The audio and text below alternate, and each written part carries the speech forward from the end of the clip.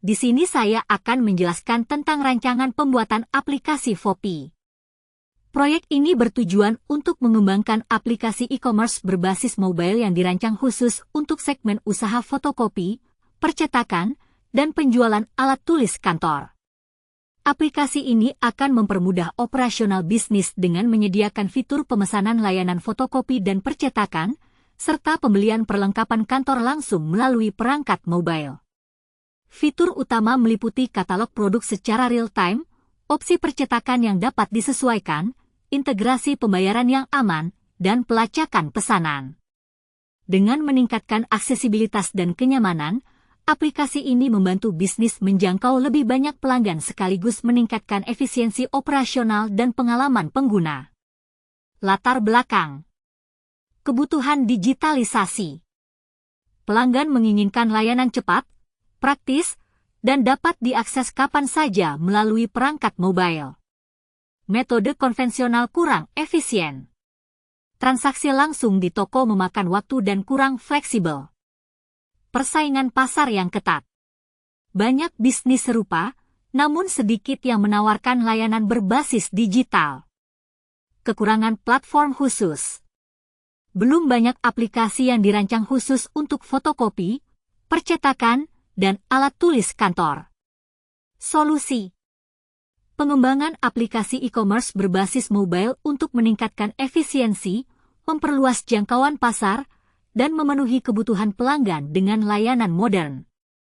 Proses pembuatan aplikasi mobile untuk layanan percetakan dan penjualan alat tulis kantor melibatkan tahapan yang cukup panjang, dimulai dari memahami keresahan pasar hingga membangun aplikasi yang efektif, mudah digunakan, dan mampu memberikan solusi. Dengan fitur-fitur seperti pemesanan percetakan yang mudah, katalog alat tulis kantor, dan sistem pembayaran yang fleksibel, aplikasi ini akan menjadi solusi yang efisien bagi banyak pengguna, baik individu maupun bisnis. Selanjutnya yaitu menjelaskan tentang alur flowchart.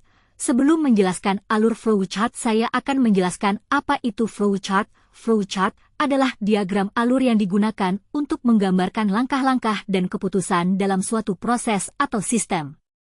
Langkah pertama yaitu mulai lalu analisis kebutuhan. Analisis kebutuhan merupakan langkah awal yang bertujuan untuk mengidentifikasi masalah yang ingin diselesaikan oleh aplikasi. Pada tahap ini, developer mengumpulkan informasi tentang kebutuhan pengguna, jenis program yang diinginkan, dan fitur-fitur yang harus ada dalam aplikasi. Kedua, desain aplikasi. Desain aplikasi setelah kebutuhan teridentifikasi, langkah selanjutnya adalah merancang aplikasi. Desain ini mencakup pembuatan prototipe atau flowchart yang menggambarkan alur kerja aplikasi dan interaksi antar fitur. Desain ini akan menjadi panduan bagi programmer dalam mengimplementasikan aplikasi.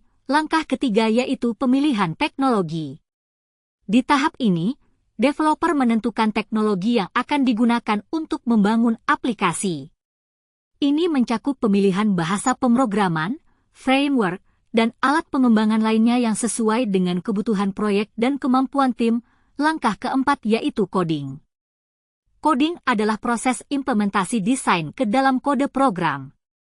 Pada tahap ini, programmer menulis kode untuk frontend, antarmuka pengguna, dan backend, logika server, dari aplikasi sesuai dengan spesifikasi desain yang telah dibuat. Langkah yang kelima, database. Pengembangan database melibatkan pembuatan struktur penyimpanan data yang diperlukan oleh aplikasi. Ini mencakup perancangan tabel, relasi antar tabel, serta pengaturan akses data untuk memastikan integritas dan keamanan data. Langkah yang keenam yaitu pengembangan frontend.